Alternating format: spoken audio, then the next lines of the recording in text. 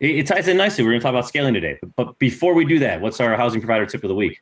All right. So this is a housing provider tip of the week. A lot of people, including myself early on, would pass this thought and deal with the problem later, which was silly. You know, you have your whether it be a single family home, or your 2-flat, your 3-flat, north side, south side, you have little gaps that get in your soffits and get in the corner of your property. You know, sometimes you'll see the little crack there.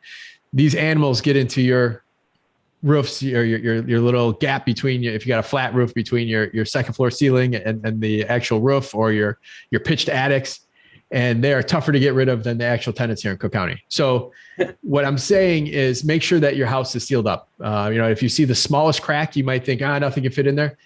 Think about this.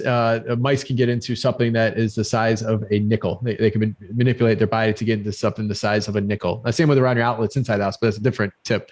But on the outside, when you see if you're 2 stories down, you see a little hole. If you can see a little hole from 2 stories down, there's a good chance an animal can get in there.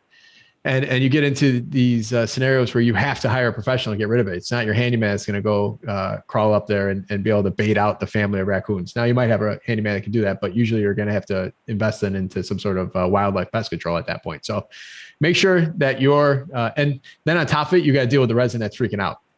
Residents freak out when you got a raccoon that's running above your head there. We've inherited a couple of those problems in the last couple of years, and it's if anything, now before we bring out a property, I'm looking that much closer to make sure we're not dealing with that one problem. So keep in mind, keep all of your outside, keep the outside from your inside. So